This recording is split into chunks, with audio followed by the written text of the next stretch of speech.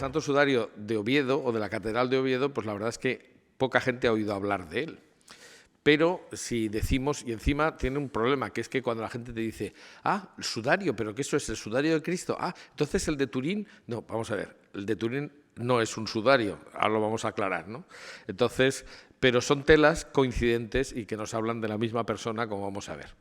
Entonces, pues eso, clave de la autenticidad de la sábana santa, porque es como la prueba del 9, y esto es una cosa que de lo que les voy a hablar es una investigación científica que se ha hecho dirigida desde Valencia y con colaboraciones de personal cualificado de distintos países y pues especialistas que se han unido a esta investigación en la que nadie ha cobrado nada y que ha sido una verdadera ruina como es en España investigar, ¿no? Es decir, tampoco lo pretendíamos, ¿eh? Es decir que, bueno, pero el caso es que yo creo que una vez hecho el trabajo fundamental, porque ahora ya prácticamente se sabe lo fundamental sobre el sudario de Oviedo, pues lo que es importante es que la gente se entere de la investigación realizada, porque si no, no sirve de nada, ¿no?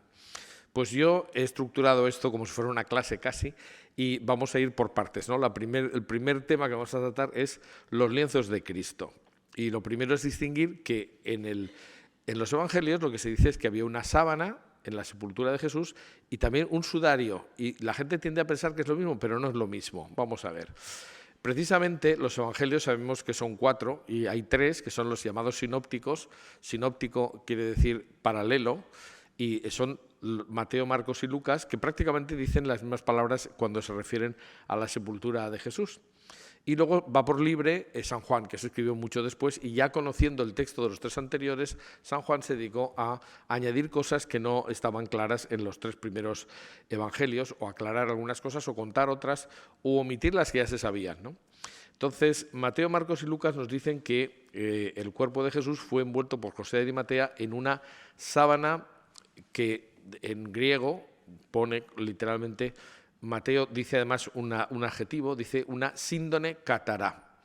Síndone se traduciría por lienzo de lino, es decir, no solamente sábana, sino lienzo de lino, o sea, sábana de lino.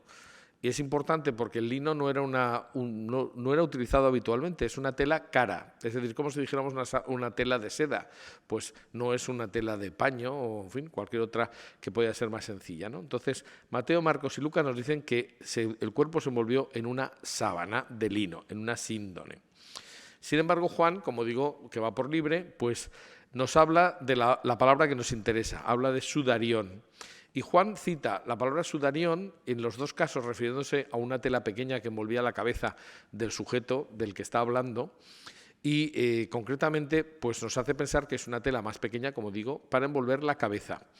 Y efectivamente nos dice, y ya digo, lo utiliza en 2 momentos. Uno cuando habla de que Jesús resucita a Lázaro y Lázaro dice que salió con las manos, los pies y las manos atado con vendas, y vendas son kairiais y en griego, y luego dice que el rostro estaba envuelto en un sudario, en un sudarión. Sudarión, por tanto, la palabra sudario sería una tela más pequeña, por tanto la sábana no es un sudario, es una mortaja. Por tanto, hay que tener claras primero la terminología, ¿no? Hasta hace muy poco, la Conferencia Episcopal Española traducía muy mal el capítulo 20 de San Juan, cuando decía que llegaron Pedro y Juan al sepulcro y vieron unas vendas tiradas por el suelo y tal. Afortunadamente eso se ha rectificado porque ni hablaba de vendas ni hablaba de suelo. Es decir, leyendo en griego no tenía nada que ver con lo que se estaba traduciendo en español. Y entonces daba la sensación de que era una especie de momia egipcia toda vendada con un pañuelo que sería pequeño, porque se decía sudario. Bueno, o sea, la confusión ha sido bastante buena durante muchos años, ¿no? Pero tenemos que dejar claro, porque podríamos decir, yo voy a tener que recordar muchísimo porque tengo limitado el tiempo y lógicamente tendré que ir corriendo, me tienen que atender mucho, pero yo creo que como vamos a irnos ayudando de diapositivas se va a entender bastante bien, espero que así sea y si no pues me preguntan lo que sea necesario. Pero está claro que lo que dice es que cuando Pedro y Juan, dice Juan, cuando Pedro y Juan llegan al sepulcro ven los lienzos, el plural lienzos puede ser precisamente porque la sábana estaba doblada, es decir, estaría más o menos así, y se puede utilizar el plural enfático, es decir, que en realidad sería un lienzo, pero como es doble, pues está cubriendo la parte posterior y la parte delantera del cuerpo del crucificado, pues entonces se podría utilizar la palabra. Esto está estudiado gramaticalmente y no hay ningún problema. O sea, no se trata de vendas, se habla de lienzos. Y luego dice que había en el mismo sitio un sudario, y lo que dice en griego es prácticamente dificilísimo de entender, a no ser que se entienda, como lo vamos a entender nosotros estudiando el sudario, ¿no? Es decir, lo que dice es que había un pañuelo que estaba enrollado sobre sí mismo, pero luego dice eis en atopón, o sea, en su propio lugar, pero dice aparte. Entonces, ¿a qué se refiere el evangelista, ¿no? Pues claro, esto es una especie de cruz de los exégetas que intentan explicar lo que pone el Evangelio y sin saber lo que quiere decir el evangelista, pues cada uno hace una interpretación distinta, que es un desastre, ¿no? Entonces, ya veremos que nosotros la hipótesis del estudio del sudario de Oviedo nos da para entender a qué se refería el evangelista, si efectivamente el sudario es el que está en la catedral de Oviedo. Lo que está claro es que un sudario era un pañuelo pequeño, que es lo que interesa a mí resaltar en estos momentos, y a veces son esas telas que iban colgadas del cuello, los orientales, para recoger el sudor. De ahí lo de la palabra sudario, porque viene de eso, de recoger el sudor. Pero es verdad que también se podía utilizar un pañuelo pequeño pues para otras cosas, y por ejemplo se sabe que se utilizaba para cubrir la cabeza de un ajusticiado que hubiera muerto, por ejemplo, crucificado, porque en esos momentos, en el momento en que una persona moría con la cara deformada, casi se consideraba una blasfemia. No voy a explicar por qué, pero desde el punto de vista judío era inaceptable que si el hombre, bueno, sí que lo voy a explicar, si el hombre es imagen de Dios, pues evidentemente una imagen de Dios deformada, grotesca, pues era casi como una blasfemia, ¿no? Entonces había que cubrir el rostro del ajusticiado. Esto nos parece rarísimo y lo hacemos todos los días. Cuando hay un muerto en una carretera se le tapa la cara y nadie sabe por qué lo hace, pues se hace desde hace muchos siglos, ¿no? Y bueno, pues, o sea, siguiendo la costumbre, pues se podía cubrir la cabeza del ajusticiado. Está claro que en el caso de Jesús se utilizó porque dice que estaba el sepulcro, la sábana, o sea, los lienzos aplanados, caídos, y también el sudario. Por tanto, había un sudario. Está claro que si hiciéramos un ranking de conocimiento, pues casi todo el mundo ha oído directa o indirectamente, aunque no tenga mucho conocimiento, ha oído hablar de la sábana santa, que es muy conocida y bueno, pues suscita siempre pues una serie de controversias y bueno, pero se va estudiando y se van conociendo cosas de ella. Pero del sudario, pues la verdad es que poca gente conoce. Bueno, pues esto es lo que yo voy a intentar, explicar qué es lo que hay en Oviedo, si puede ser realmente el sudario de Cristo y cómo podemos demostrarlo. Y por eso decía que yo voy a inducirles a que se metan en una investigación forense que hemos llevado a cabo durante 30 años y por un equipo muy amplio de gente que muchos de ellos ya han fallecido, pero que han dejado su legado para la historia, ¿no? De momento hay que decir que, claro, no están a escala, ¿no? Es decir, porque evidentemente la sábana y el sudario para estar a escala tendrían que estar así. Tenemos que cortar por arriba y por abajo la sábana y ver que las manchas importantes del sudario tienen el tamaño de la cabeza del hombre de la sábana santa. Pero está claro que la sábana de Turín es un ejemplo de lo que sería una mortaja del tiempo de Jesús y el sudario lo que es un ejemplo de lo que sería un sudario en tiempo de Jesús. Tiene el tamaño adecuado, las circunstancias correspondientes. Y son dos telas que son compatibles, ¿eh? Es decir, hemos dicho, una se utilizaba para cubrir la cabeza del ajusticiado una vez muerto y se se transportaba el cuerpo con la cabeza cubierta con ese pañuelo. Y después, cuando se hacía el entierro definitivo, si se utilizaba una sábana grande, que no era lo normal, porque el entierro que muestra la sábana santa se corresponde con la situación que nos dicen los evangelios. Jesús fue enterrado como si fuera un rey.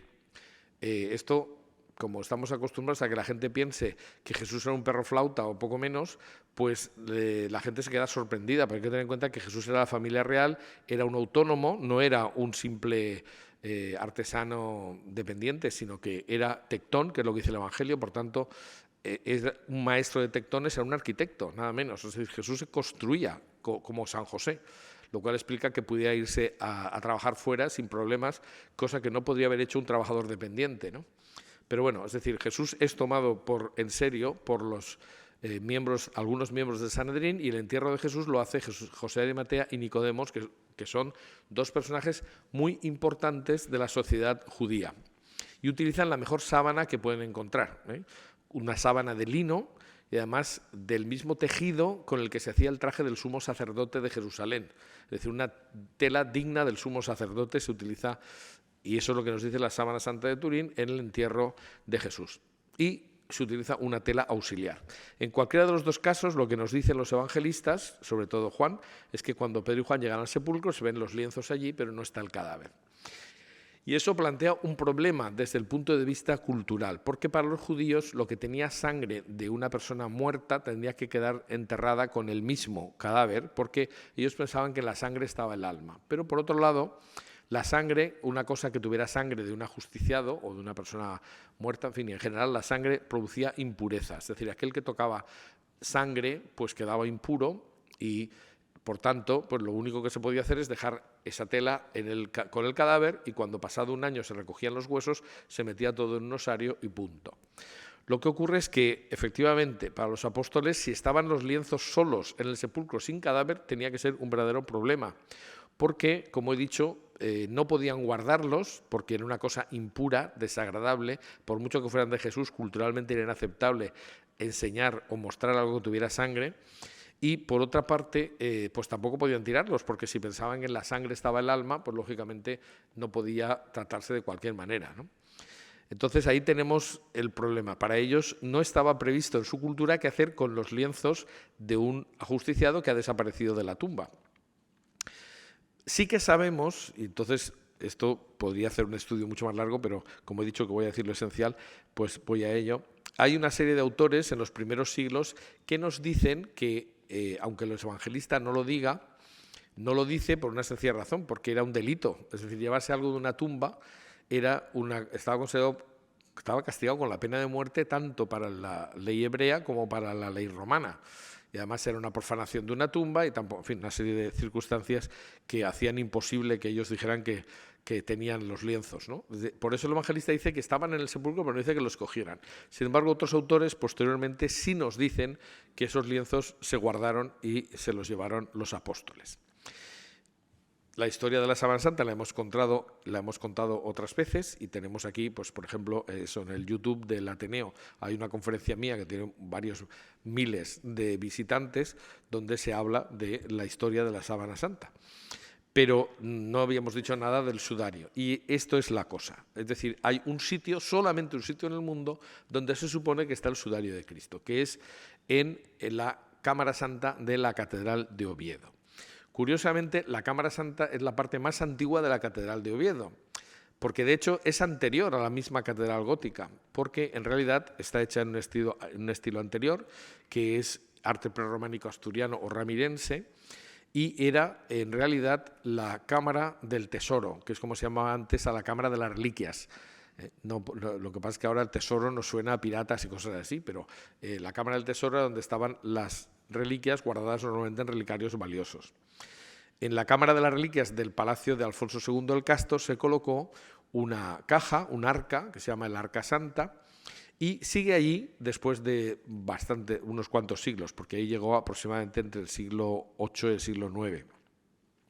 Y este recipiente, dijéramos esta construcción, pues hoy día sigue teniendo en el interior, en el centro, detrás de esa reja que se ha colocado recientemente y con la nueva sistematización que se ha hecho en el año 2014, pues se ve muy bien lo que es el Arca Santa, que según la tradición pues es el arca donde llegó a Oviedo pues todas las reliquias que procedían de Jerusalén, y ahora contaremos un poquito la historia, y justo detrás se ha colocado ahora en una nueva sistematización, y en eso tiene mucho que ver el Centro Español de Sindonología, que tuvo mucha insistencia en que el sudario se conservara dignamente y con las medidas de seguridad mínimas. Ahora está detrás de un cristal blindado, en un ambiente controlado por ordenador, y en fin, una serie de cosas que antes no tenía, estaba metido simplemente en un arcón, en un arca, bueno, más que un arca, en un armarito de madera que tenía pues unas condiciones de conservación, en fin, bastante mejorables, ¿no?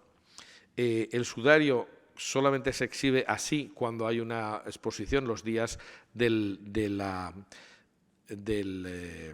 octavario de la Santa Cruz, entre el 14 y el 21 de septiembre, que son las fiestas de la Gran Perdonanza, que se realiza en Asturias, y el resto del año lo que pasa es que se conserva pues cubierto con una fotografía, que en realidad más que fotografía es una imagen escaneada por ordenador que hicimos nosotros y que se la regalamos a la catedral y que ahora pues cubre el armario, pero que es un armario metálico especial para conservar el sudario. Si comparamos cómo estaba antes del año 2014, pues desde el siglo IX pues estaba en unas condiciones completamente distintas. En 1959 se hicieron estos armarios que tenían un dudoso gusto, pero bueno, en fin, era lo que en aquel momento se llevaba, ¿no? Bueno, pues el sudario ha estado ahí, ya digo, desde el siglo IX, ininterrumpidamente. Y además, pues las reliquias de la Cámara Santa pues han sido objeto, aunque hoy día pues no sepamos muchas de estas cosas, pero durante siglos fueron objeto de una enorme veneración, ¿eh? Es decir, Oviedo está en el norte de Asturias, para aquellos que nos vean no sepan dónde está Oviedo, y era el punto de referencia inicial del Camino de Santiago. El Camino de Santiago se ha puesto de moda hace unos años, ya unos cuantos años, pero yo recuerdo que de niño nadie sabía qué era el Camino de Santiago, y era un camino cultural que seguían los peregrinos pasando por el norte de la península, más allá de la cornisa cantábrica, y los peregrinos iban en miles, a lo largo de la historia pasaron miles y miles de peregrinos que iban inicialmente a Oviedo, y cuando se descubrió después la tumba del apóstol Santiago continuaban hasta Santiago.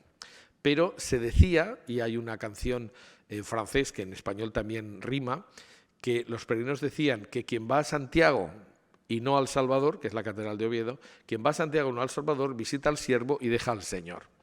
Es decir, poca gente sabe que Oviedo, por tanto, fue el origen del camino. Ahora se está intentando reivindicar en Asturias precisamente eso, es decir, lo que la gente no sabe, ¿no? Es decir, que el sitio que realmente tenía las reliquias que eran más dignas de ser visitadas eran Oviedo.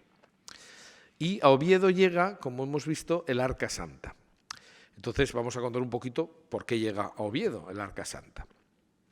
Entonces, de momento, ahora mismo está restaurada y pues se ve brillante y maravillosa, pero no siempre ha estado así. Lo cierto es que este arcón, esta Arca Santa, está recubierta de plata desde que Alfonso VI, en presencia del Cid, Doña Urraca y algunos prelados y gente importante de la península, pues visitan en el año 1075 la Cámara Santa y descubren que ahí está pues eso, una serie de reliquias que se consideran reliquias muy importantes y que se supone que proceden de Jerusalén.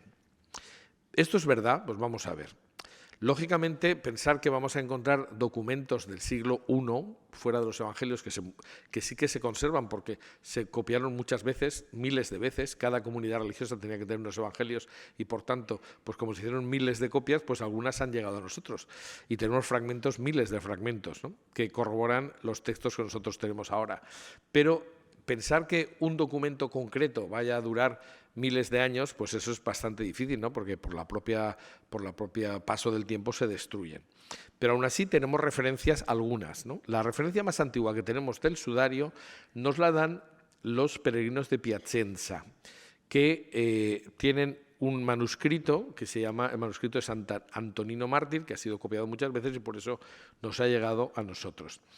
Estos peregrinos de Piacenza, de Italia, bajo la advocación de San Antonino, pues visitan Tierra Santa, como años antes lo había hecho la monja Egeria, y nos van contando lo que ven por Tierra Santa. Y entonces ahí el manuscrito dice que junto al Jordán, no muy lejos de donde el Señor fue bautizado y del monasterio de San Juan, hay una cueva que dispone de celdas para 7 vírgenes. En el texto la palabra vírgenes se entiende en masculino, o sea que son jóvenes vírgenes, o sea, monjes. Se dice que allí se conserva el sudario que estuvo sobre la cabeza del Señor. Y esto es clarísimo, una referencia que no se puede confundir con la Sábana Santa, es decir, habla del sudario del capítulo 20 de San Juan, versículo 7. Esta referencia, pues efectivamente coincide con lo que se puede encontrar cuando vas, como yo he ido, y hemos ido del Centro Español de Sintología, hacemos viajes a sitios interesantes y hemos estado aquí también. Y efectivamente fuimos a ver la cueva donde estaban el sitio donde estaban este monasterio, y efectivamente pues sí que hay constancia histórica de que ese sitio fue arrasado cuando en el año 614 el rey persa Cosroes II llegó, arrasó y asesinó a todos los monjes que había allí. Y bueno, pues en fin, se hubiera llevado el sudario si no hubiera sido porque unos años antes pues el grupo de los cristianos cogió estas reliquias más importantes, las metió en un arca y las transportó hasta la otra punta del Mediterráneo, es decir, al sitio más lejano que pudieron encontrar, porque los persas iban arrasando allá donde pasaban. Y efectivamente, pues hay una epopeya de esa Arca Santa que cruza todo el Mediterráneo desde las proximidades de Jerusalén, llega hasta Alejandría y después entra en España por Cartagena, que era el puerto más importante del siglo VII, ¿no? Que estamos hablando del 600 algo o del 500 algo, ahora no me sé exactamente la fecha, pero bueno, es aproximadamente muy poco tiempo antes del año 614, y en el siglo VII Cartagena el gran puerto. En el momento que se produce este traslado, Palestina pertenecía al Imperio Bizantino y Cartagena, un trocito de España, era también del Imperio Bizantino, con lo cual es lógico que recalen las reliquias en la colonia bizantina más lejana que existía del sitio de peligro. El señor de Cartagena tiene un hijo que es San Isidoro, que es obispo de Sevilla, y justo cuando el sudario llega con la caja, el Arca Santa, pues eso ya había caído en manos de los visigodos, pero los visigodos intentan acomodarse a España y al final pues, se logra la unión con el reino visigodo, la unión de todos los españoles bajo la fe católica, ¿no? Porque inicialmente los visigodos eran arrianos. Entonces, el sudario con la Arca Santa se lleva a Sevilla, que es donde estaba el hijo del señor de Cartagena, que se convierte en el ideólogo de la monarquía visigoda. Y pues hace que el arca se lleve a Toledo, que es la capital del reino visigodo. Y ahí se hubiera quedado si no hubiera sido por la invasión musulmana. Cuando los musulmanes invaden la península, pues algunos cristianos se van hacia el norte e intentan poner a salvo las reliquias, porque no eran como los visigodos intentaron acomodarse a la cultura hispano-romana, pero sin embargo los árabes intentaban acabar con ella y con el reino visigodo completamente. Entonces, el arca se lleva hacia el norte, al otro lado de la cornisa cantábrica, como pasará también con el Santo Cáliz y otras reliquias en lo que luego será Aragón, es decir, que se llevan a los Pirineos, porque es un sitio donde los moros no tenían una facilidad de luchar, porque estaban acostumbrados a zonas llanas y desiertos y cosas así, pero difícilmente luchaban bien en terreno montañoso. Bueno, tenemos una referencia de un historiador musulmán, que es Abunkenke Mohammad Rasis, que en el año 977, o sea, pocos años después de los hechos, dice que muchos de los cristianos, dejando las ciudades, huían a las montañas de Asturias y llevaban consigo las reliquias que podían o las escondían en lugares subterráneos. Y efectivamente, cerca de Oviedo existe esta ermita, que está en una montaña que se llama por eso el Monsacro, la montaña sagrada de Asturias, y en el centro de esa ermita octogonal existe un pozo que se llama el Pozo de Santo Toribio, donde, según la tradición, allí se ocultó el arca con las reliquias que, procedente de Toledo, se puso a salvo. Así que, efectivamente, pues este es un lugar que coincide con lo que dicen los propios musulmanes, ¿no? Yo creo que es curioso decir que efectivamente son los musulmanes lo que dicen los cristianos huían y ponían a salvo las reliquias, porque con ellos no hubieran estado a salvo. Hoy día esto no está permitido decirlo, porque no se puede decir que los musulmanes tomaran nada ni asesinaran a nadie, pero bueno, en fin, esas son las cosas que pasan. Lo cierto es que en el Monsacro pues se conserva todavía y todos los años suben los asturianos en romería al lugar donde se guardó el Arca Santa. A partir del momento en que el arca se lleva al palacio del rey Alfonso II el Casto en Oviedo, entonces se inician las peregrinaciones, siempre que es posible, y se pasaba por esa pequeña zona de la península que no estaba en manos musulmanas. Y las peregrinaciones fueron tantas que hoy mismo se puede decir que los documentos más antiguos que hablan de la traslación del Arca Santa y que se contaba a los peregrinos, pues son documentos que no están en Asturias, sino que están fuera, están normalmente están en Bruselas, en Valenciennes y en Cambrai, son aproximadamente escritos del año 1000, donde se habla de la traslación del arca una vez ésta se ha producido, lógicamente.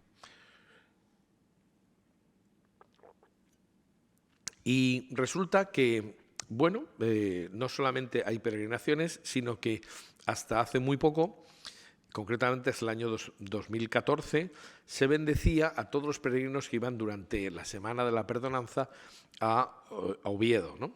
Y ya digo, entre el 14 y el 21 de septiembre, y luego también el Viernes Santo se bendecía con el sudario.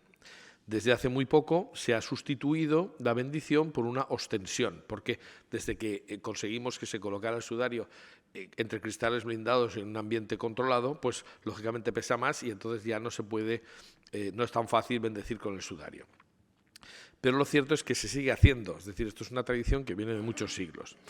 Pero lo que es curioso es que el sudario aparentemente no tiene nada especial. Es decir, si nosotros vemos, como les voy a poner la primera imagen, esta la hicimos nosotros, del sudario sin el armarito y sin la protección del marco y tal, pues la verdad es que es un lienzo que aparentemente no tiene valor material.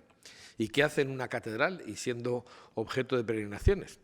Hay que tener en cuenta que es probablemente la reliquia más importante que hay en Oviedo, porque incluso cuando Alfonso VI ordena que se cubra de plata, se recubra la caja, ordena que se coloque el contenido, y lo primero que se dice es, se habla de que está ahí el sudario et cruore domini, es decir, el sudario con la sangre del Señor.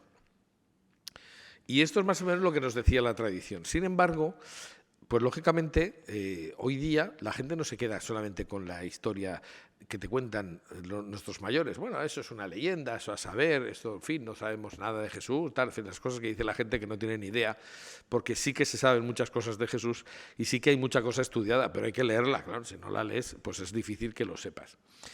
Bueno, pues a Oviedo llegó Monseñor Giulio Ricci, que era un monseñor que trabajaba en el Vaticano, y casi le regalaron el sudario, porque lo cierto es que se quedaron pasmados de que un señor del Vaticano fuera a Oviedo a estudiar el sudario.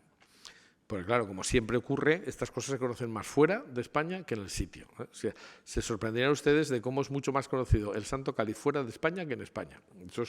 Y en Valencia, vamos, ya el colmo. Pues esto pasa en todas partes, ¿no? Entonces, Monseñor Ricci llega a Oviedo buscando un objeto que pudiera tener que ver con la sábana santa y que pudiera tener que ver con lo que dice el Evangelio, un sudarión, un sudario. Y efectivamente, Monseñor Ricci es el primero que habla del sudario y lo divulga a través de un libro suyo que se llama en italiano L'uomo della sindone è Gesù, es decir, el hombre de la síndone es Jesús.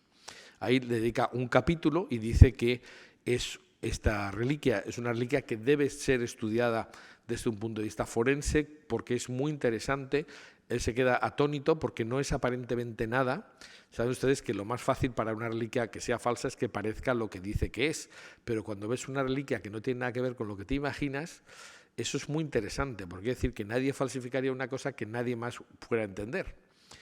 Y bueno, pues Monseñor Ricci pues publica este libro y además hace otra cosa más, que es que trae a Oviedo a un especialista que había estudiado el polen de la sábana santa, el profesor Max Frey, y Max Frey pues hace un informe de algunos pólenes que encuentra en el sudario y llega a la conclusión de que han tenido que tener trayectorias distintas, la sábana por un sitio y el sudario por otro, pero encuentra algunos puntos de coincidencia en algunas plantas de pólenes de plantas, que podían estar en ambos lienzos en la zona de cercano oriente, o sea, Palestina, por ahí podría ser.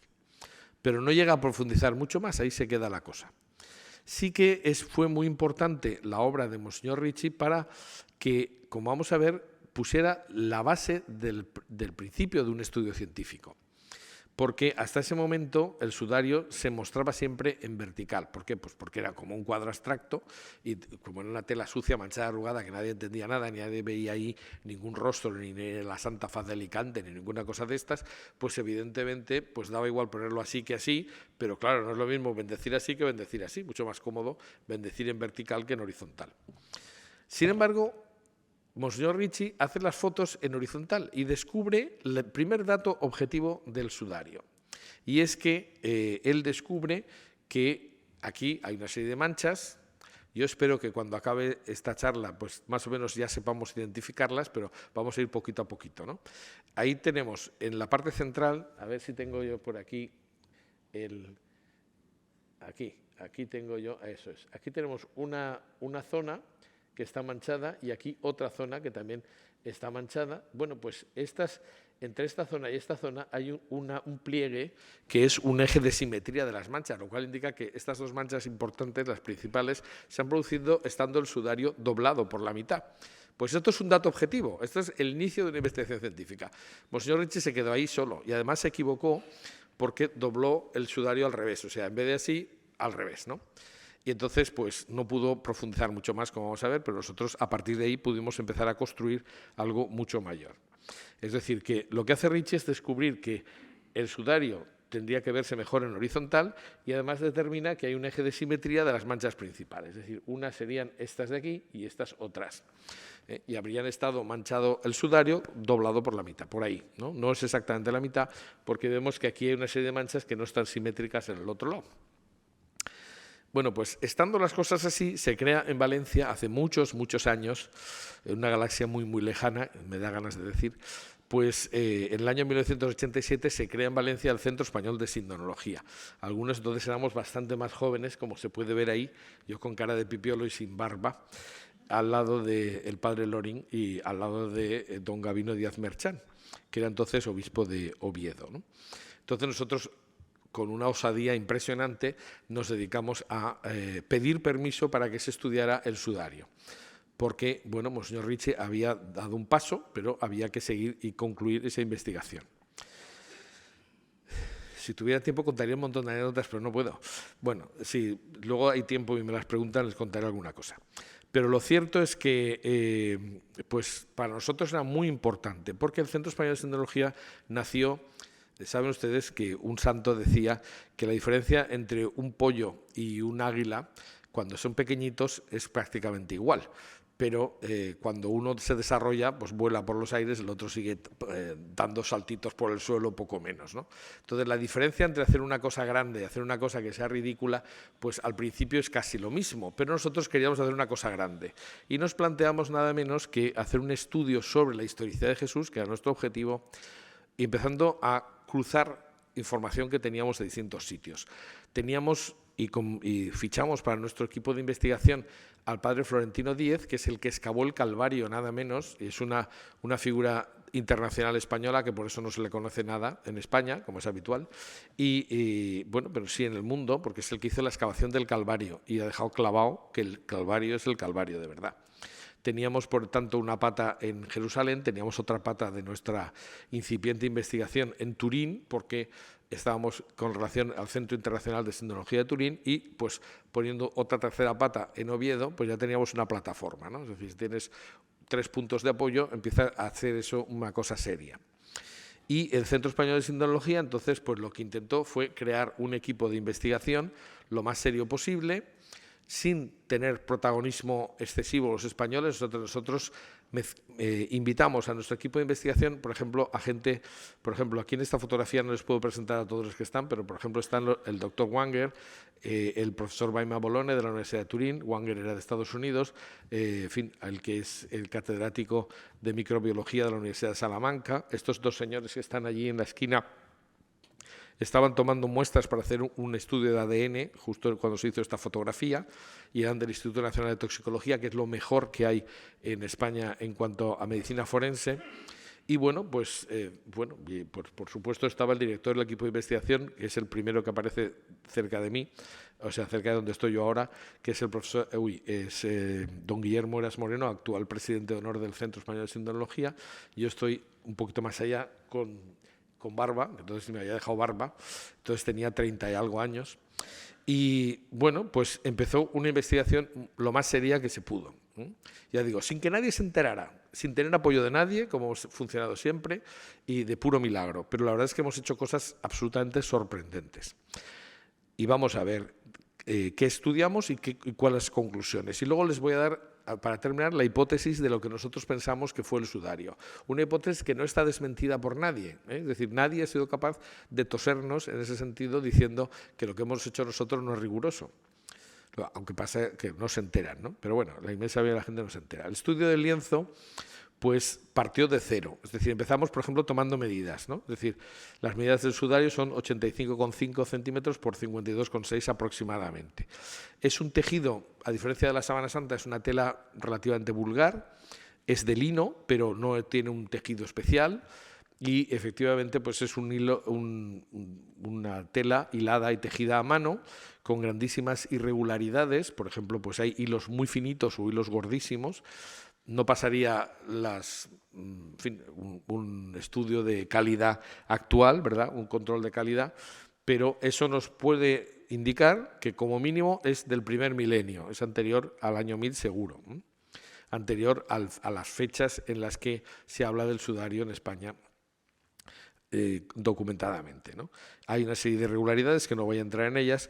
El tipo de torsión para hacer los hilos es una torsión en Z, que es la que era común en todo el Imperio Romano. Si hubiera sido una torsión en S, nos hubiera dado una información muy especial, porque la torsión en S, es decir, girando las fibras en vez de en un sentido en otro, pues como el palo, dijéramos que más vertical de la S y de la Z, pues nos indica cómo se giran las fibras. Pues fue una torsión en S, sería especialmente interesante porque es cómo se hacían los hilos en Jerusalén o en Palestina, ¿no? Es una tela vulgar que podía estar en cualquier parte del Imperio Romano y también en Palestina, pero no tiene nada especial por ahora. Luego les diré algo más al respecto. Es un tejido de lino. El microscopio electrónico de Iberdrola nos permitió conocer que efectivamente pues no hay ninguna duda de que son fibras de lino. Y pues en los primeros viajes lo que hicimos sobre todo hacer fotografías con luz visible, infrarrojos, ultravioleta, grabando en vídeo y fotografía, también por ejemplo imagen con luz transversal que nos permite conocer con muchísima más precisión el contorno de las manchas, lo cual veremos que nos sirve muy bien luego para sacar una serie de conclusiones. Y tengo que decir que yo, que estuve en todas estas investigaciones del principio, pues recuerdo cuando se hizo un silencio absoluto, cuando al colocar los focos a través del sudario, pues de repente parecía que estaba totalmente llena de sangre la tela, aunque parecía que no a simple vista. También se hicieron fotografías con luz rasante, lo cual también nos da mucha información sobre cómo fue plegado el sudario a lo largo de la historia y las arrugas que se hicieron cuando se colocó sobre supuestamente una cabeza. Y hay que tener en cuenta que, generalmente cuando tenemos en el público señoras que han planchado toda su vida, cuando decimos el sudario es de lino y por tanto mantiene todas las arrugas, todas nos suelen decir es verdad, porque o pones mucho almidón o el lino, mantiene siempre las arrugas y permanecen siempre que no lo planches hasta el infinito, ¿no? Bueno, pues el sudario efectivamente nos daba mucha información con las arrugas que tenía. Y luego empezamos a hallar cosas interesantes. Las dos más interesantes que vamos a ver son las que voy a citar a continuación. Por una parte, en algunas zonas del sudario aparecían una serie de agujeritos dobles que se correspondían, y voy a hacer un adelanto de lo que voy a decir después. El sudario, nuestra hipótesis, estuvo colocado sobre la cabeza de un hombre que tenía pelo largo, barba y bigote. Y en las zonas, como luego veremos, en las que se envolvió el sudario en esa cabeza, en las zonas que corresponde a pelo, por ejemplo en la barba, en los laterales de las grejas laterales de la cabeza o en la nuca y la coleta que se forma precisamente en la parte posterior de la cabeza, en esos sitios son donde aparecen esos agujeritos dobles. Y cuando descubrimos restos de hilvanes, pudimos ver que efectivamente este sudario se había cosido.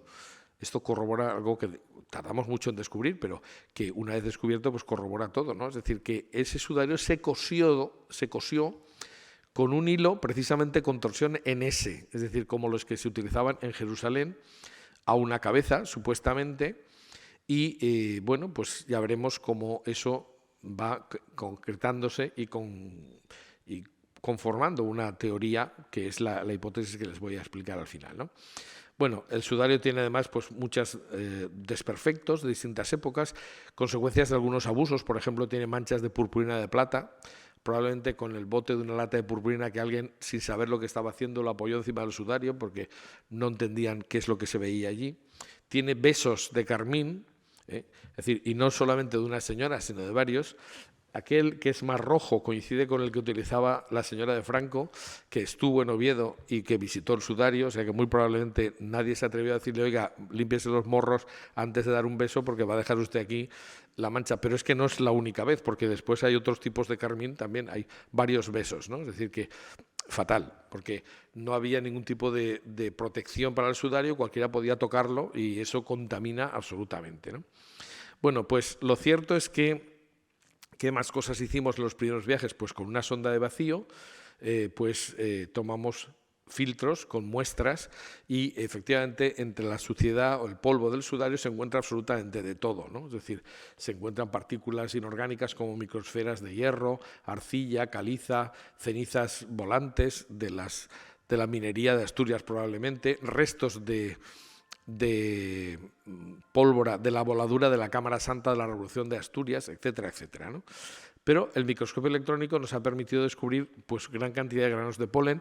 La inmensa mayoría pues son fáciles de encontrar en la península ibérica, pero luego veremos que se ha encontrado un tipo de especie, que es el Helichrysum, que también está en la Sábana Santa, y eso es muy interesante, porque ese Helichrysum probablemente se colocó en el momento en el que se utilizaron los lienzos y se dejaron en el sepulcro, puesto que la costumbre hebrea era poner ungüentos para conservar la sangre.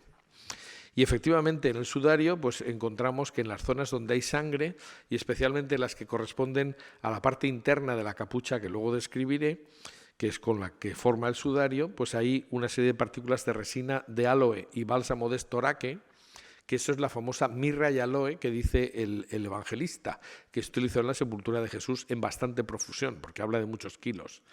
Entonces, probablemente eso sirvió para espolvorear las zonas con sangre de la sábana y del sudario, y se han encontrado pues, algunos granitos que son específicos del enterramiento de los reyes, porque ya digo que a Jesús se le enterró dándole el tratamiento de un rey, puesto que había entrado solemnemente en Jerusalén haciendo el protocolo de la entrada de los reyes en Jerusalén.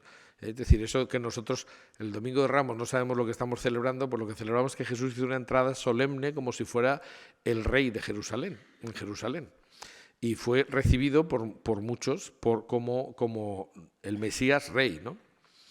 Bueno, pues mirra y aloe, ¿no? Aquí el bálsamo de estoraque era lo que utilizaban en Israel en lugar de mirra, que era mucho más cara, pero esto es como, en fin, como cuando uno dice, he estado comiendo,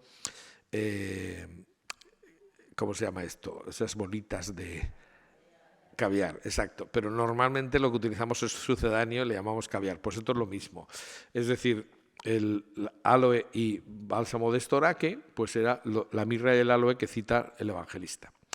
Bueno, todo esto son cosas que empezamos a encontrar, pero lo más interesante, y esto se va a ir haciendo más interesante según vayamos adelantando, pues lo más interesante es el estudio hematológico forense, que se inició en 1990 por el doctor Villalain, que entonces tenía un equipo en la Cátedra de Medicina Legal de la Universidad Complutense, y luego cuando se trasladó a Valencia, pues dirigió ese estudio hematológico forense desde la Universidad de Valencia, con su equipo de aquí.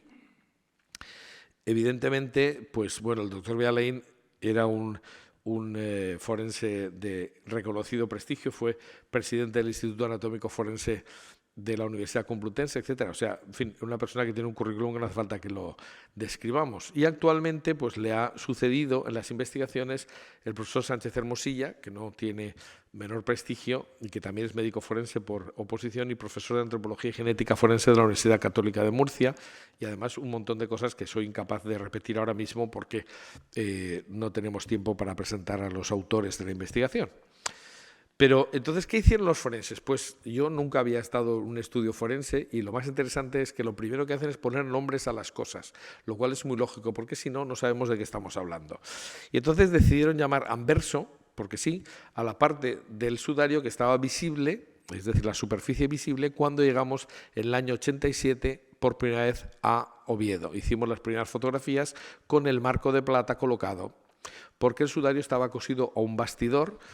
Y ese bastidor, pues para ver el otro lado, el reverso, lo que llamamos el reverso después, pues tenía que descoserse y, en fin, pues era un pequeño lío, pero al final lo hicimos varias veces, ¿no? Es decir, el reverso es la cara oculta del sudario, y menos mal que lo hicimos, porque en el reverso es donde nosotros sabemos que el reverso izquierda, concretamente, es donde se tocó, es decir, es la zona que estuvo en contacto con el foco emisor de la supuesta sangre, que luego veremos que es sangre de verdad, que aparece en el sudario con bastante profusión, ¿no? Entonces, bueno, Ricci, como he dicho antes, se equivocó porque él trazó el pliegue, pero él pensaba que en el reverso la parte más alejada de mí estaba sobre la parte más próxima, es decir, que como si se hubiera cerrado como un libro, pero resulta que se equivocó, como he dicho, porque en realidad el sudario estuvo doblado en el otro sentido, hacia atrás. Y esto explica que haya unas manchas que no sean simétricas, que estén en esta cara y no estén en la otra, porque la otra no tiene contacto. Y efectivamente, pues por eso no pudo entender que eran las manchas no simétricas, pero nosotros sí. Lo comprobamos enseguida cuando vimos que al ver cómo el doble hacía una montañita en una dirección, el otro lado hacía un valle, por tanto estaba claro en qué dirección estaba doblado el sudario y se podía ver fácilmente, pero Ricci no lo vio hasta las fotografías y solo se dio cuenta de que eran manchas simétricas. Entonces, ese fue el primer hallazgo de Ledices, es decir, conocer el orden de formación de las manchas. Es decir, la parte más próxima al cadáver era esta, el reverso izquierda, la mancha principal grande sería la primera, en la parte del posterior estaría en la segunda mancha, la tercera en la segunda mitad del sudario y la última parte era la que cuando se estira el sudario está al lado de la 1, pero es la 4, es la más alejada del cadáver.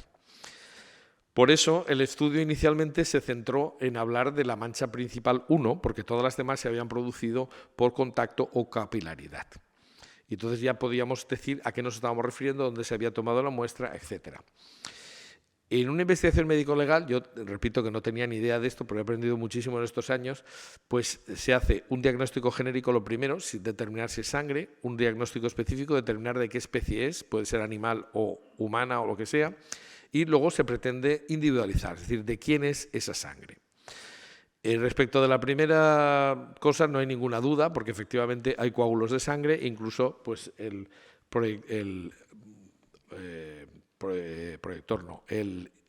microscopio electrónico pues nos muestra clarísimamente glóbulos rojos, que están sorprendentemente bien conservados, porque los glóbulos rojos duran muy pocas horas sin destruirse, pero eso quiere decir que al utilizar la mirra del aloe y los ungüentos, pues hizo que muchos glóbulos rojos hayan llegado a nosotros más o menos conservados. Algunos están muy deteriorados, pero algunos se ven claramente.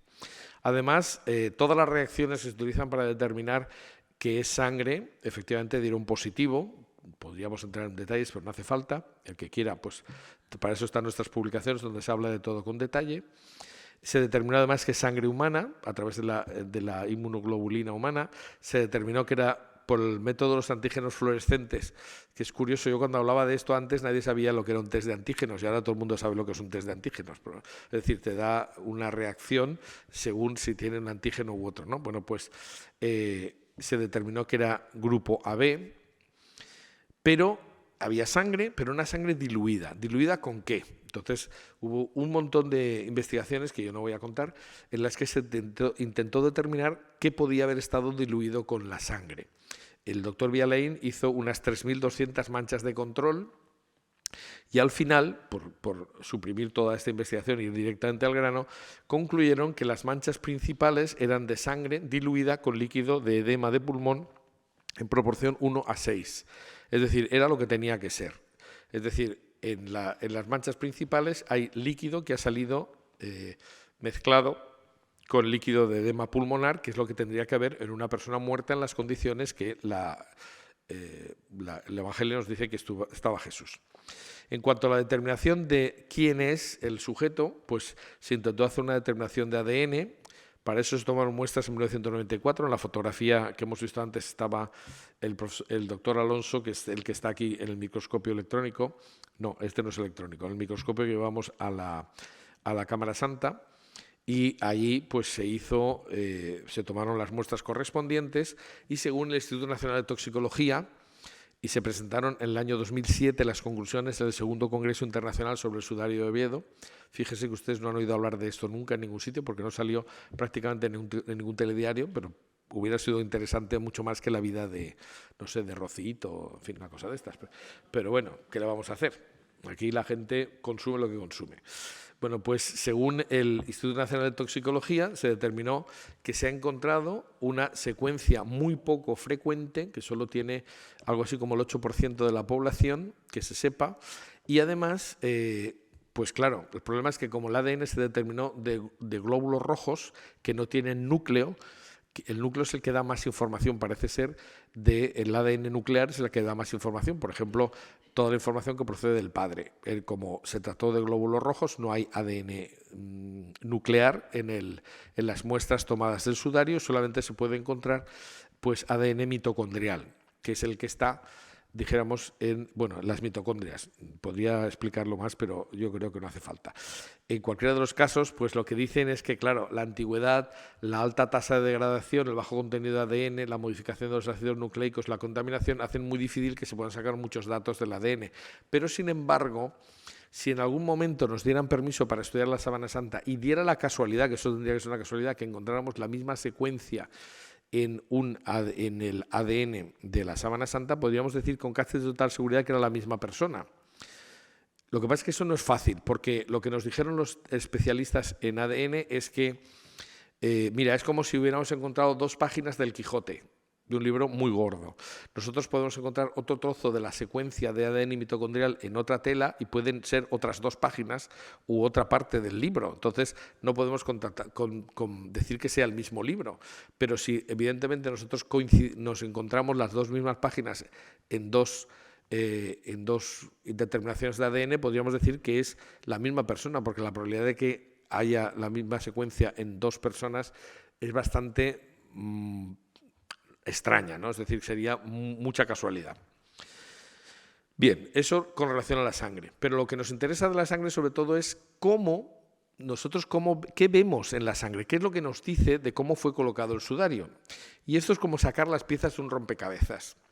Nuestro director del equipo de investigación, don Guillermo Eras, en aquel momento, pues le gustan los puzzles, ¿no? Los rompecabezas. Y dijo siempre, esto es como hacer un rompecabezas sin tener el modelo. Pero hay una cosa, si todas las piezas encajan, es que hemos dado con la clave.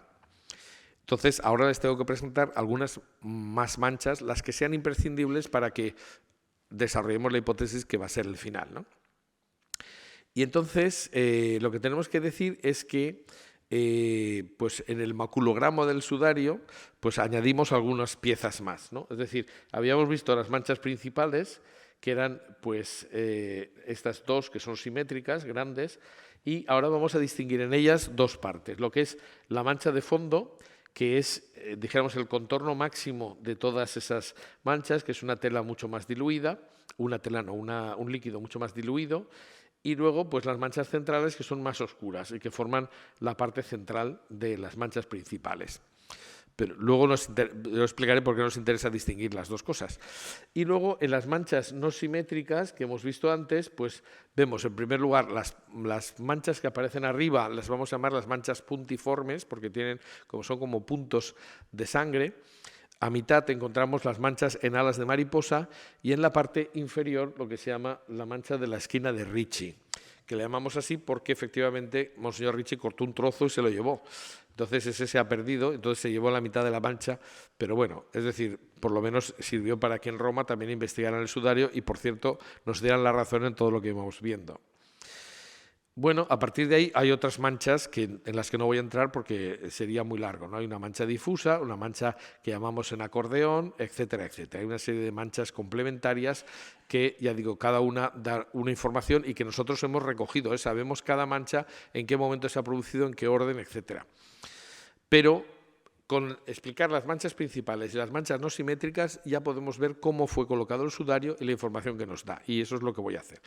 La mancha principal primera, que es la que vamos a estudiar básicamente, pues ya he dicho que tiene la mancha de fondo, que es el contorno máximo, que parece más clarito, y el grupo de manchas centrales, que, como vamos a decir, corresponde a salidas sucesivas de líquido que tiene la misma dilución, pero al sumarse las distintas salidas parece que sea que tenga más sangre, en realidad simplemente es que se van sumando diversas oleadas, dijéramos, de sangre en esa parte central.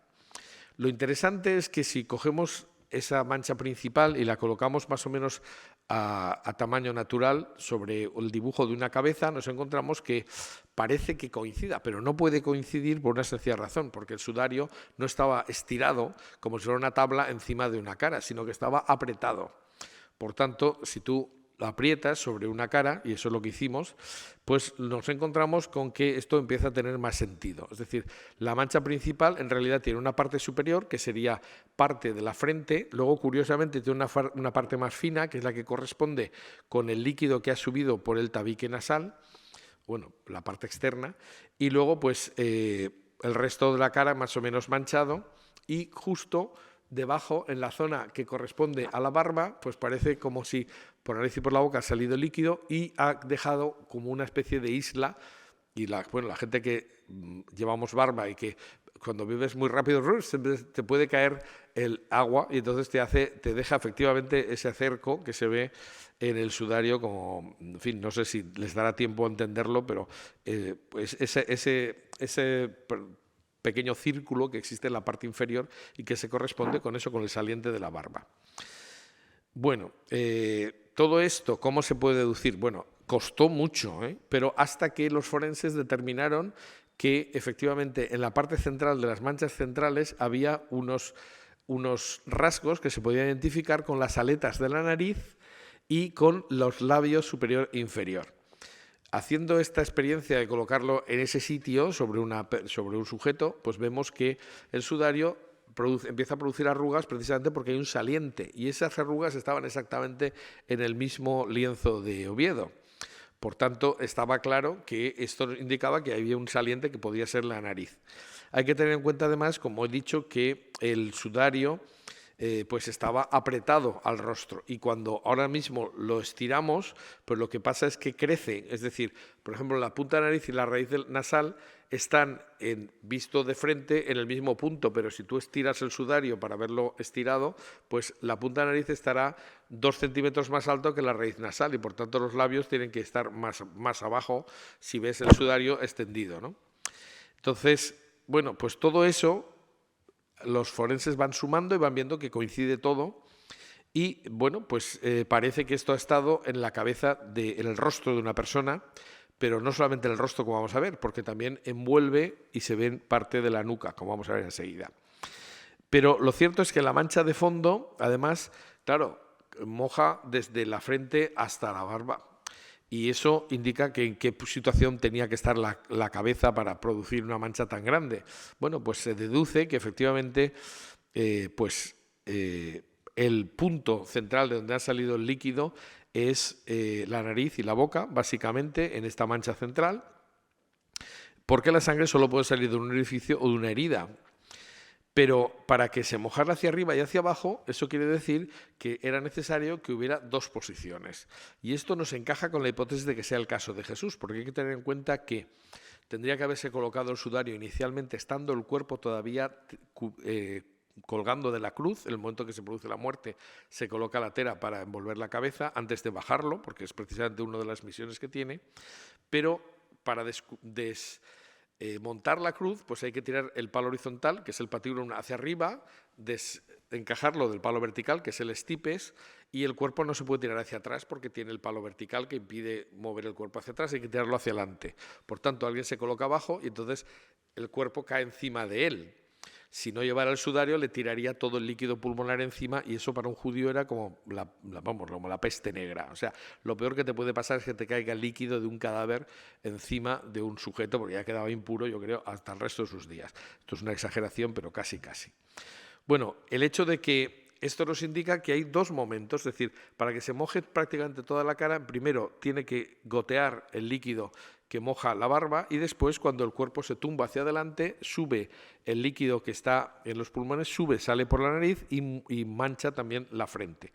Esto se comprobó experimentalmente, coincide con el hecho de que las manchas de dentro a fuera van siendo cada vez más grandes, y bueno, pues esto nos va confirmando la hipótesis que nosotros lanzamos al principio. Las manchas centrales, en realidad, como he dicho, son una superposición de salidas sucesivas de líquido que tienen la misma dilución, un sexto, y entre ellas hay una especie de fronteras, estaba buscando la palabra, pero estaba en la diapositiva siguiente. Las fronteras dentro de una misma superficie húmeda permiten establecer que ha habido distintas salidas y que entre salida y salida de líquido ha pasado un tiempo y se puede cronometrar, se puede calcular cuánto tiempo. Por eso nosotros podemos hacer una hipótesis de todo el tiempo en el que estuvo el sudario colocado encima de la cabeza de este supuesto crucificado y que nos va dando tiempos que coinciden exactamente con lo que nos dice, por cierto, los evangelios. Pero, en fin, esto yo todo no podré entrar a explicarlo, pero bueno. También se han identificado marcas de dedos que intentan cerrar la salida de líquido por la nariz y por la boca, cosa que haría un judío, porque piensen que para un judío un cadáver que va perdiendo sangre es un cadáver que va perdiendo su alma, porque, como digo, para los judíos en la sangre está el alma y por eso hay que recogerla lo más posible y lo más cuidadosamente posible y dejar los lienzos que tengan sangre con el cadáver. Bueno, esto respecto de la zona del rostro. En cuanto a la zona de las manchas no simétricas, pues hay que decir que las manchas puntiformes, colocando la punta de la nariz y la nariz donde toca, envolvemos hacia atrás la cabeza y vemos que esas se corresponden con lo que serían las manchas de la zona del lienzo que se colocó sobre la zona occipital. En esa zona es donde están todos los cosidos, efectivamente porque se cose al pelo, con lo cual se forma una coleta de pelo que se queda pues pegada, ¿no? Y que es exactamente lo que se ve en la sábana santa. Luego lo volveré a decir, pero bueno, ya lo digo. Es decir, la colocación del pelo que aparece en la sábana santa, que parece que tenga una coleta por detrás, no es una coleta, es precisamente la consecuencia de haberse cosido el sudario, que hace que se quede una parte del pelo pues aglutinada y pegada. Bien, hechos los estudios correspondientes, podemos calcular que lo que ha pasado ahí es lo siguiente. Estando todavía vivo, se coloca vamos a suponer, yo es que tengo que adelantar de alguna manera, vamos a suponer que sea el caso de Jesús y vemos cómo coincide. A Jesús le colocan una corona de espinas. Solo sabemos de una persona en toda la historia que ha llevado corona de espinas, que es Jesús de Nazaret, porque no se conoce ningún otro caso en la historia. Y esa sangre sale estando vivo. La sangre que sale en una persona estando vivo coagula, la que sale después de muerto no. Entonces, esa sangre se queda en el pelo, en la mata de pelo, que va coagulando, pero no termina de coagular tan rápido. Entonces, nosotros vemos que después, cuando se coloca el sudario y se cose al pelo, pues todavía mancha el sudario, pero aquí se ve que se ha separado la parte central, es decir, lo que es los coágulos que se han concentrado en la parte central de la mancha, y en el lateral pues hay una marca, un halo de suero. Esto se produce entre los 45 y los 60 minutos. Entonces, ¿qué es lo que se supone que ha pasado aquí? Bueno, vamos a ver, porque claro, la pregunta es, ¿y por qué solo se ven agujeros supuestamente en la corona de espinas en la nuca y no se ven en la parte frontal? Pues porque cuando a Jesús le quitan la corona de espinas, que es antes de llevarlo a la cruz, pues lógicamente las manchas tienden a secarse todas, excepto las de la nuca, porque si está crucificado, cada vez que tira hacia atrás para respirar, cada vez que tira la cabeza, esos agujeros se reabren y sigue sangrando. Esa son la parte que no se termina de cerrar. Cuando una vez muerto ya cae la cabeza hacia adelante y se cose el sudario al pelo, pues todavía hay manchas que todavía han seguido sangrando hace poco y 45 minutos después, cuando se coloca el sudario, pues manchan dejando la huella de las heridas de la corona de espinas en el sudario. Bueno, esta es la zona que está llena de agujeros dobles y de hilvanes. La mancha de alas de mariposa, más hacia abajo, es consecuencia del pellizco que se da cuando se coge lo que he dicho, ese mechón de pelo, que forma una especie de coleta que se ve en la sábana. Es decir, si nos fijamos en la sábana se ve ahí, no sé si he pasado muy rápido, pero es decir, a ver, esto es. Esa especie de coleta que se ve en la sábana es consecuencia de haber cosido la fotografía, la arruga está al revés, tenía que ser hacia afuera. Pero cuando se cose y se tira del sudario en la dirección desde el hombro izquierdo hacia la oreja derecha, pues la coleta se desplaza ligeramente, como se ve exactamente en la sábana. O sea, hay coincidencias que son pasmosas, ¿no? Y bueno, luego pues la mancha de la esquina de Ricci sería una mancha que se produce en la parte superior de la espalda, es decir, que también está manchada pero con sangre distinta, porque en las fotografías infrarrojas unas manchas se potencian y otras desaparecen porque tienen composición diferente. Todo esto es muy técnico, pero bueno, es decir, yo estoy intentando simplificarlo lo más posible, pero que sepan que detrás lleva muchos años, mucho tiempo de investigación, ¿no? Entonces, bueno, hay otras manchas que ya he dicho que no podemos entrar en ellas y que, pues, por ejemplo, se encuentra también en la parte de delante, se encuentra la marca de la clavícula, en fin, hay un montón de detalles que, ya digo, están estudiados y están publicados en los libros de actas de los 2 congresos internacionales que organizó el Centro Español de Sindonología, en un libro que hice yo de divulgación, que tienen, por cierto, fuera algún ejemplar todavía, y algunas cosas más que se han ido publicando y ahí pues vamos sacando esta publicación poco a poco. Entonces pasamos a la parte final, que es la reconstrucción de los hechos, nuestra hipótesis. Y luego veremos si es posible que sea Jesús de Nazaret, que es el final del todo. Lo primero que hay que decir es que muchas de estas cosas las hemos hecho con voluntarios, con experimentación, que es lo que es la ciencia.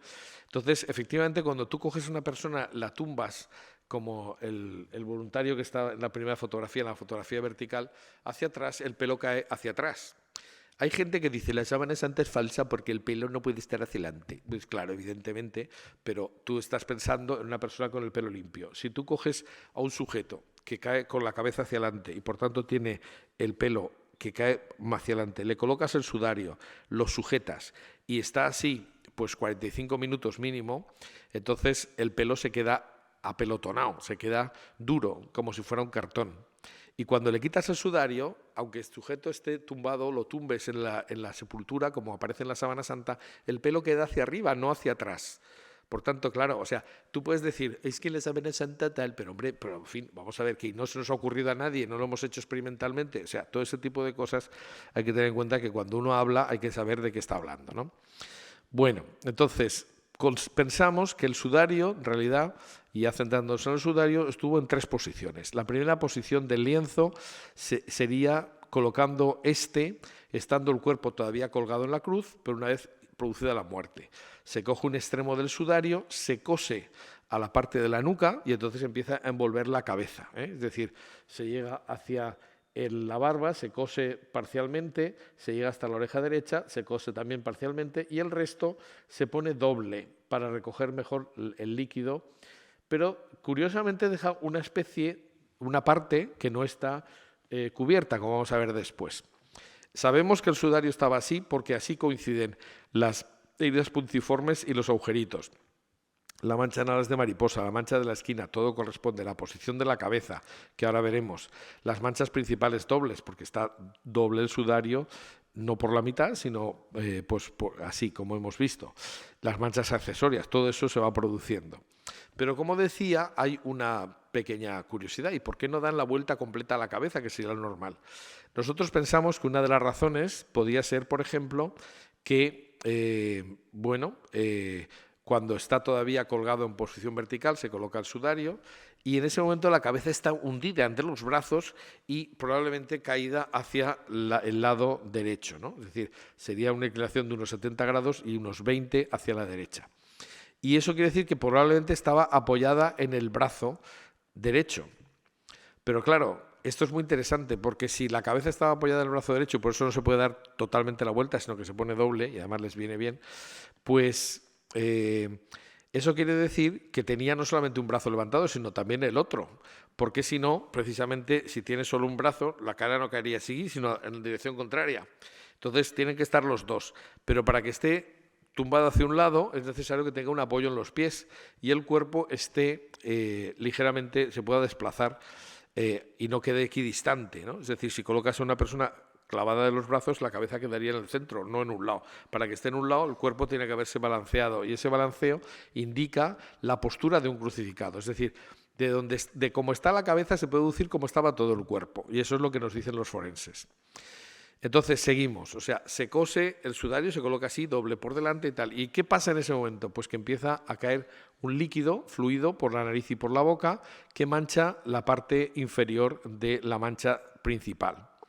Después, esto es todavía estando en vertical. Después empiezan a movilizar el cuerpo porque tienen que enterrarlo, entonces se desencaja la parte del el palo horizontal, que se llama patibulum, del stipes, que es el palo vertical. Esto todavía estaba en vertical y entonces se tira el cuerpo hacia adelante. Entonces queda con la cabeza en el suelo. Por cierto, en el sudario, en la zona de la nariz, hemos encontrado tierra, lo cual indica que efectivamente esa nariz ha estado apoyada con el sudario en el suelo. Y curiosamente, pues también es el mismo tipo de tierra que se encontró en la Sábana Santa, según las informaciones que nos llegan del equipo americano que estudió la sábana en los años 70 y 80. Entonces, efectivamente, estando así en esa posición, sube el líquido y mancha la zona de la frente. Entonces, esto formaría, por tanto, toda la mancha de fondo. Como hemos visto, se demostró experimentalmente que esto ocurre. Después se supone que se moviliza el cuerpo y se lleva hacia el lugar de la sepultura, y ahí es cuando aparece la mano que va intentando tapar la salida del líquido. La segunda posición del lienzo se produce cuando ya se ha podido bajar los brazos de la cruz y se da la vuelta completa a la cabeza. Y en este caso, pues efectivamente lo que se hace es que se desata, mejor dicho, se suelta la parte doble y entonces se cubre el resto de la cabeza y se sujeta al final con un nudo. Eso lo podemos saber porque la parte externa, cuando se abre, toca algo que mancha de sangre lo que antes estaba fuera y ahora queda dentro, es decir, que es la mancha de la oreja. No puedo entrar en detalles por eso, pero nos confirma que eso es así. Y además, estando el lienzo sencillo, también hay unas manchas que se corresponden a una posición que supuestamente de una mano que solo coge la cara 1, la cara 2, pero no la cara 3 y la cara 4, que ahora están movilizadas en otro sitio. Lo más interesante de todo es lo del nudo, porque en el modelo que hemos visto antes, pues hay unas arrugas que cuando tú deshaces el nudo te llegan a la esquina superior derecha del sudario, exactamente como en el modelo y como pasa en el sudario. Entonces es curioso, porque esto les voy a dar mi palabra de honor de que fue así, pueden creérselo o no, pero fue así. Cuando llegamos a una de las veces que estuvimos en un viaje de investigación a Oviedo, los forenses nos dicen, pensamos que esto es un nudo. Y qué cosa más rara, y un nudo, y por qué tenía que estar aquí un nudo. Pero bueno, la cosa se quedó ahí. Y a los pocos minutos me llama a mi móvil el que estaba haciendo el estudio de los textos históricos que hablan del sudario y me dice, he encontrado una referencia rarísima de un tal Nonos de Panópolis, que es un escritor del Alto Egipto que escribe en el siglo V y que, parafraseando el Evangelio de Juan, añade una cosa rarísima. Dice que cuando entran Pedro y Juan en el sepulcro, vieron los lienzos allí, y dice, y la tela que envolvía la cabeza con un nudo en la parte de atrás de la cabellera. Dice, no entiendo a qué se refiere. Digo, pues mira, te aseguro que me lo acaban de explicar. Eso fue tal cual así. Es decir, primero los forenses determinaron que quieren un nudo y a continuación vimos que un señor del siglo V en Egipto decía que el sudario tenía un nudo en la parte de atrás de la cabellera. Impresionante. O sea, eso puede ser casualidad. No sabemos por qué lo sabía un señor en Egipto, pero ¿se transmitió oralmente la teoría o la historia de que había un nudo en el sudario cuando lo recogieron en el sepulcro? Pues no lo sabemos. La tercera y última posición es muy sencilla. Cuando se coloca el cadáver dentro de la sábana completa, no es necesario que el sudario... Estoy acabando, no te pongas nervioso. lo digo, no, ya sé que no dices nada, pero vamos, me quedan unos minutos. Y efectivamente, pues cuando se quita el sudario para ponerlo dentro de la sábana, pues lógicamente no hace falta que esté una tela encima de la otra. Entonces, imagínense que se rompe los hilvanes del sudario y del nudo se tira hacia afuera y se coloca en la tumba como lo habían dejado, pero en su sitio, pero aparte y enrollado sobre sí mismo. ¿Qué es lo que dice el evangelista? Es decir, la forma más fácil de interpretar lo que dice San Juan es que ver qué es lo que nosotros nos da el sudario.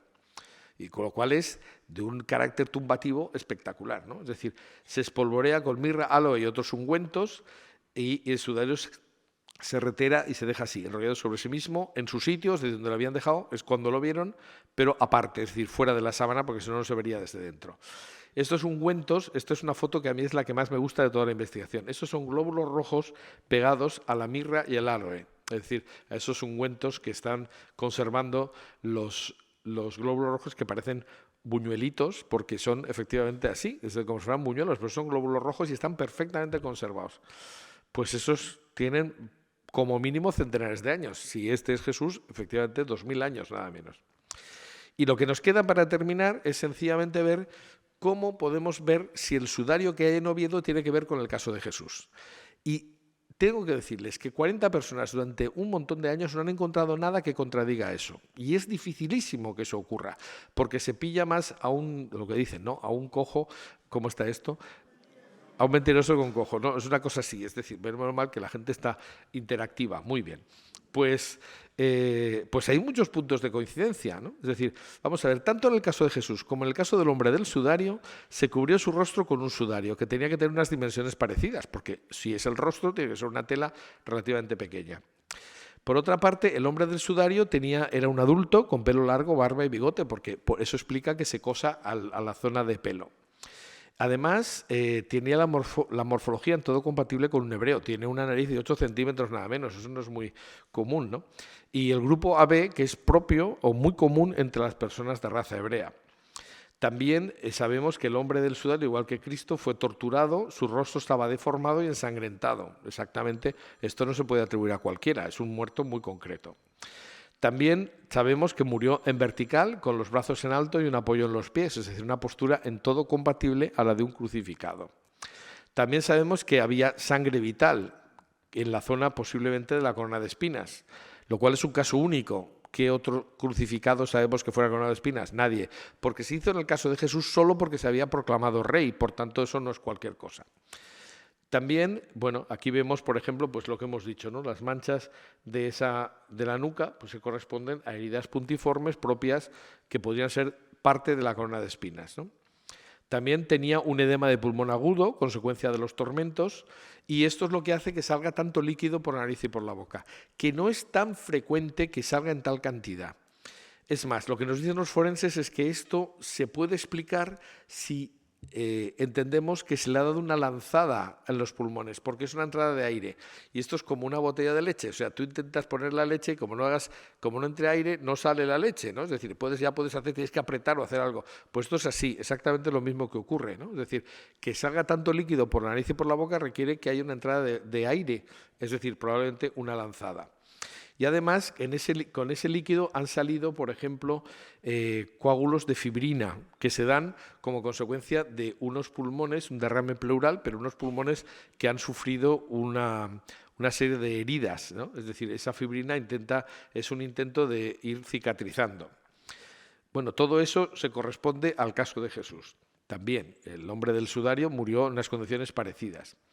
También fue descendido al suelo, eso lo sabemos por la formación de las manchas, de la mancha de fondo, y fue trasladado a un lugar cercano, porque si no se hubiera llevado de otra manera. Pero aquí parece que es cuando se coloca la mano intentando que salga el líquido de pulmón. El sudario además se espolvoreó con mirra y aloe al retirarlo, como hemos visto, y bueno, el sudario quedó enrollado sobre sí mismo y se conservó. ¿Cuántos sudarios hay de por ahí conservados en algún sitio? Muy poquitos, ¿no? No sé si el de Jomeini, que se lo llevaron, o algo así, pero pocos más, ¿no? Es decir, tampoco tenemos tantos sudarios que se puedan encontrar por ahí. De este sí que se dice que se conservó porque sería de Jesucristo. Y algo que debió hacerse una vez se coloca en la mortaja definitiva, se quita el sudario.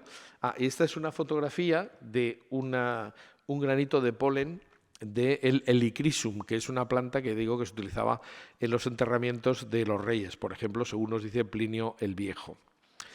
Y sobre todo, la tradición dice que este es el sudario de Cristo, y durante algunos años de la época hipercrítica todo el mundo ha dicho que las tradiciones no tienen valor, pero resulta que las tradiciones muchas veces suplen lo que no se podía decir con los documentos. Pero lo que es impresionante es que ahora un estudio científico del siglo XX o XXI nos corrobore lo que dice la tradición.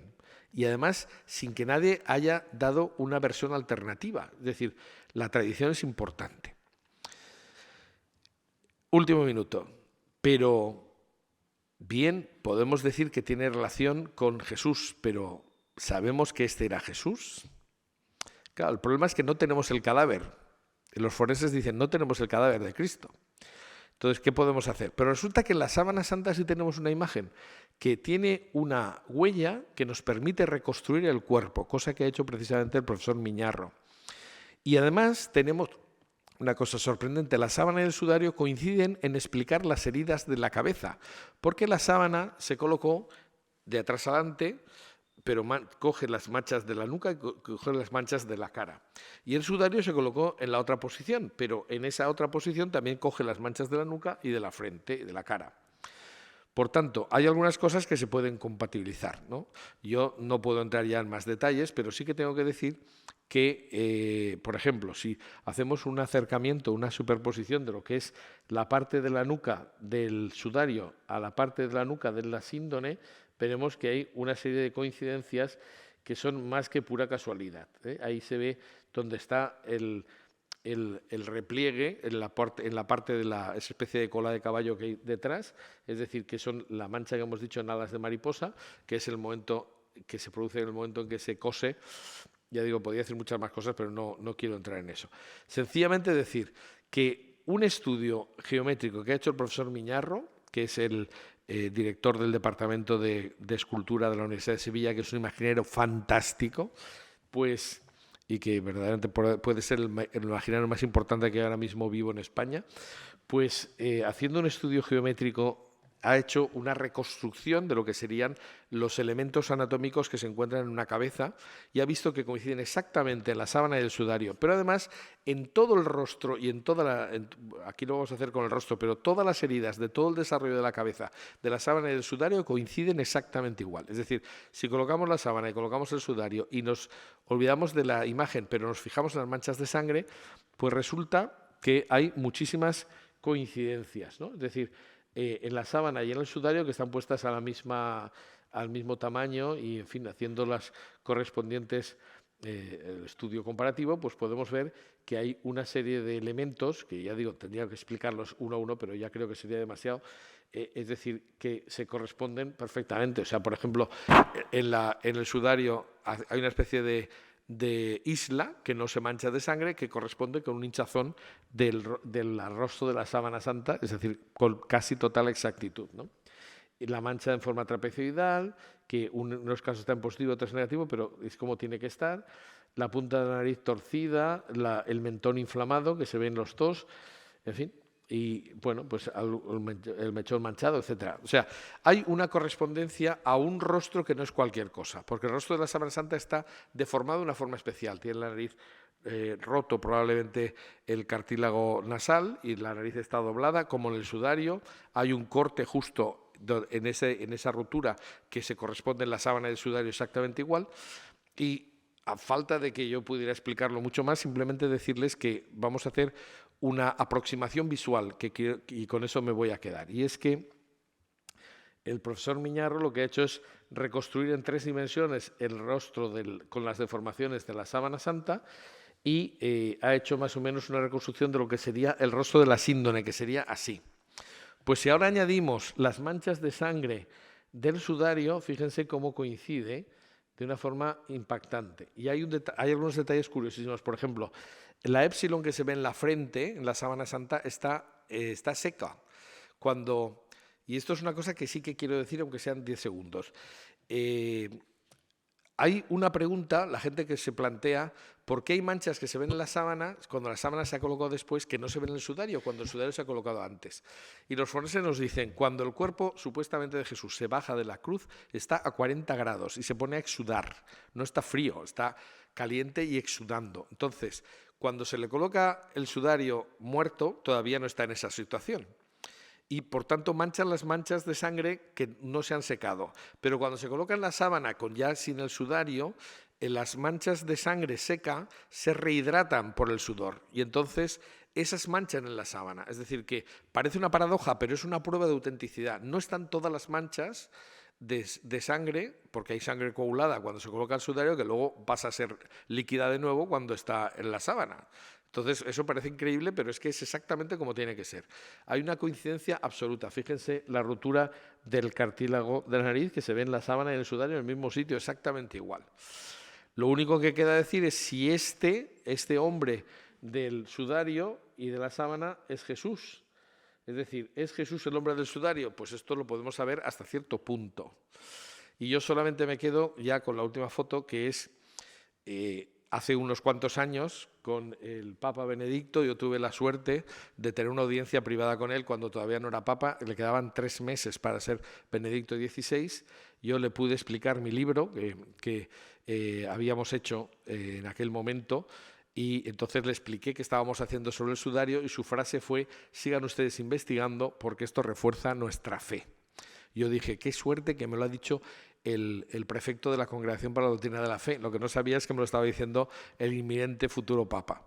Y sé que mi libro lo leyó porque tengo un espía que trabajaba en el Vaticano, que era Monseñor Cifres, que es un valenciano que trabajaba con él, y me dijo que Benedicto XVI, entonces el cardenal Ratzinger, se había visto el libro, que es un libro muy fácil de leer porque son todo fotografías y 4 líneas de texto, y que le dijo: molto interesante questo, molto interesante. O sea, y me dice, te ha estado haciendo publicidad dentro de la Congregación para la Doctrina de la Fe. Pues bueno, mira qué bien. Lo que pasa es que, claro, esto luego se queda ahí, ¿no? En algunas personas que se enteran y poco más. Ustedes ahora ya se han enterado de algo, y yo espero que ahora ya entiendan un poquito mejor qué es el sudario, que no contradice la sábana, sino todo lo contrario. Así que aquí le ponemos el punto final, o si quieren, el punto y seguido, ¿no? Ya podemos hablar de otras cosas.